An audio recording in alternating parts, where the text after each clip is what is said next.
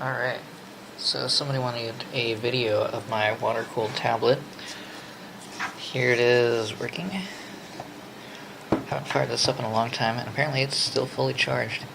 So, what you're going to want to do... Whoa! My camera stand is literally just a power supply box and a giant eraser holding everything down. So... looks like I deleted my overclocking app. First of all, you're going to need to root your phone, or your tablet in this case, and then there is an app to overclock it. Looks like it's not on there.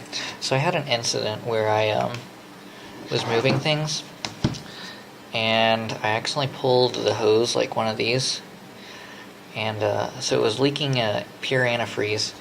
And pure antifreeze will apparently eat up an SD card because it turned into kind of like mush. So I lost a 32 gigabyte SD card due to that, which is like, it wasn't that expensive, but I did lose like most of my apps on there because I moved most of them over. But anyways, it had a 44%, I think exactly 44% overclock on it, 100% stable. And anyways, so we can see the I'll take this apart so you can see the water block underneath. So I never made the battery holder, but you can watch it. Oh, that's incredibly slow. Hold on. That pump is not happy.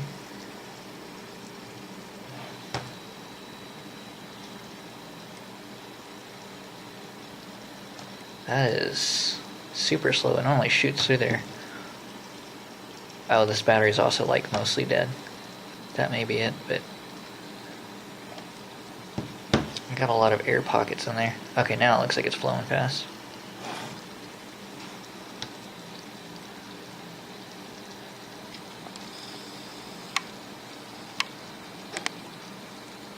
Oh, it looks like I already got the air pockets out. Well, it's disappointing.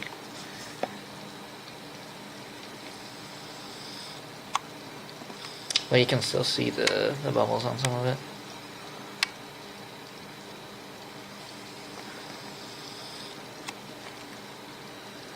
Alright, so anyways, that's running fine. You can see that my tablet's still working fine. Yeah, I'd like to show it overclocked, but apparently I deleted that app. I might have to reinstall that. Oh, there, I got some more air bubbles in it. Wow, that is slower than molasses.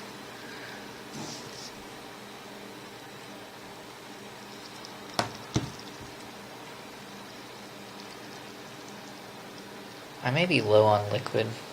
I haven't filled this up in literally a year and a half. Also, it looks like there's some rust.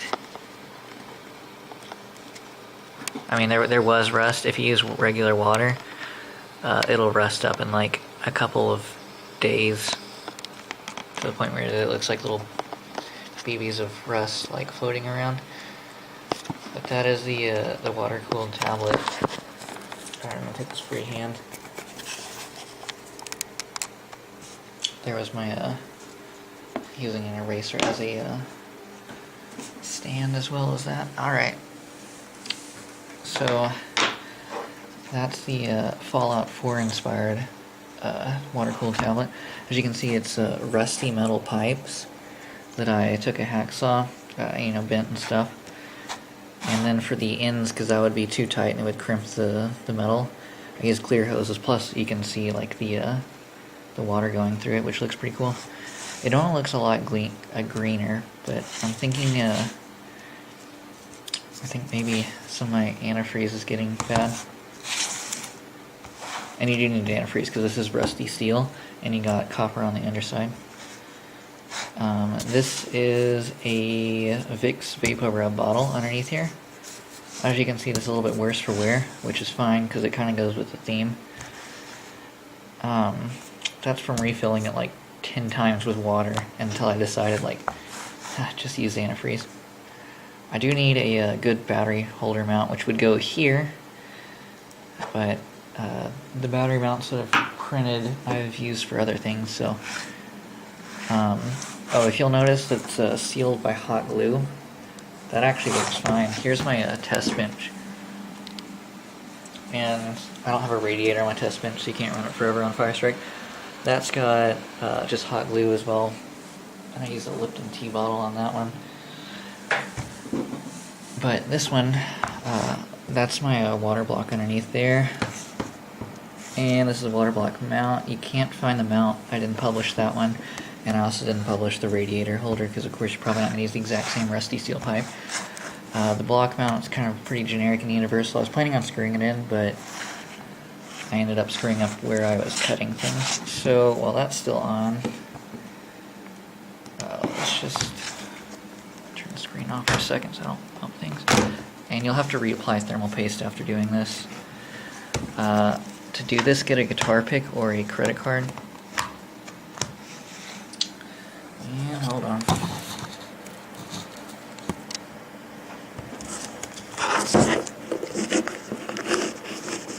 I can't see my hands. Okay. We're good. So just manhandle that. The buttons will fall out just fine because it's a fallout based tablet. So there's the inside of the tablet. You can see the thermal paste application there.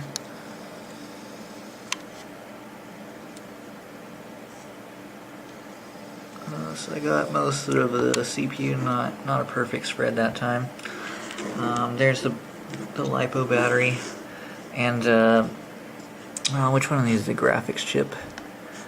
I think it's that one that's the graphics chip, but that doesn't even get warm, so I don't worry about it. Normally stock, this would run at like 90 Celsius or higher, and with the 44% overclock and water cooling, it tops out at about 50 Celsius, about 55 Celsius if you only run the pump once every, you don't have to run the pump continuously, you can run it intermittently, so run it for like 5 seconds every, like, what is it, 30 seconds or a minute? It's like a 5 or 10% duty cycle that you just need to run it, and you'll keep it below 55 Celsius. You can even run it for like, I think it's 2 minutes before you have to, before it even gets to 60 Celsius, because it does have a little bit of water in the block and a little bit of natural flow convection from it. Makes it work just fine. And so where is my SD card whenever I kind of destroyed it? There's the SD card holder.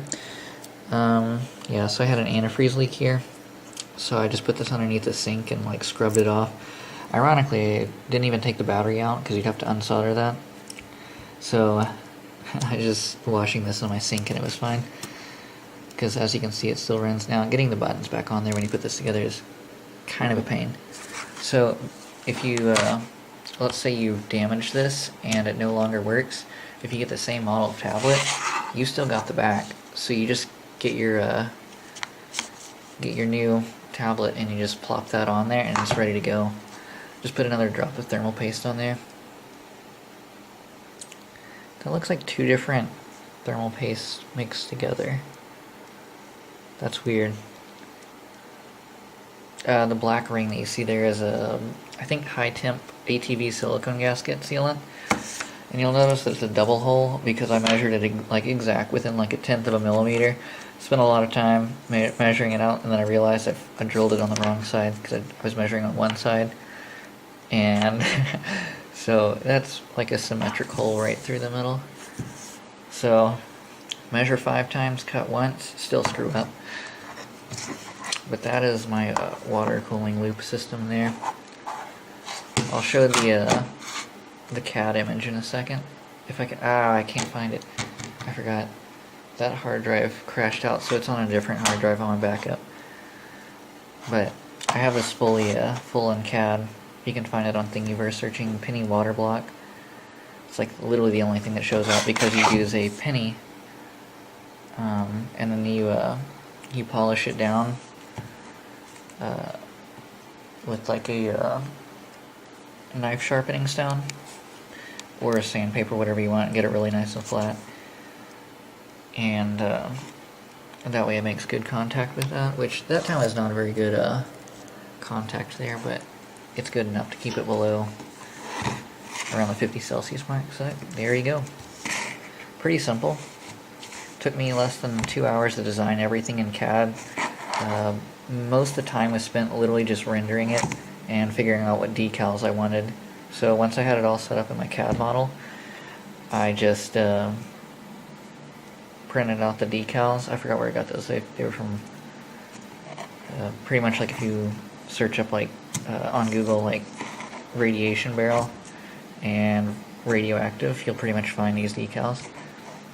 The source that I found them looked like they had posted them from somewhere else. So, but the rusty metal pipe was my idea because I knew that you can actually fit an 80mm radiator on the back, but those cost $10. I made this entire loop for under $5. The pump I think cost like $1.90. It's a submersible pump, and the penny cost a penny from before 1980, and the hosing costs 12 cents per foot at Lowe's, and you use about 1 foot, so it costs about 12 cents. I think that's 1/4 inch hose. And the rusty pipe I got from the scrap metal at my my dad's farm, so we have lots of random rusty pipe and random stuff. And the amount of plastic probably cost me about a nickel. I mean, if you were getting ripped off on plastic charges, it'd probably be like 1/4 for everything. Of course, it'll cost more to have it printed yourself. I mean, like, you want to print it yourself because otherwise it'll cost more. I already had a 3D printer. It was like a $300 printer back then. I think you can get them for like $200 now. It's a do-it-yourself kit, pretty simple. And of course, I modify everything else. So yeah, not too complicated. I've also used this water block for motor drivers and a Raspberry Pi. Not a Raspberry Pi. I used a blower motor on a Raspberry Pi. It was Arduino. You'll find those also on Thingiverse if you look them up. But this video is like 8 minutes longer than I planned on. So there it is. There's the system. Very simple. You break a tablet, you can put it on another one. But like I said, I've washed this under the sink, so they're fine. I've also had a coolant leak, and other than it ruining an SD card, I'm kind of surprised it didn't eat away the processors. But other than ruining an SD card, I haven't had any problem. But that wasn't even a leak from like anything normal. It was just like this hose was standing up too much, and I got caught on something in a box, which I just had way too much stuff in the box. And like I tossed this in my backpack, and no joke, I haven't had a leak even though I tossed it in my backpack with my books and whatever. And it's a lot faster, of course. So yep. Sorry for the low quality camera work.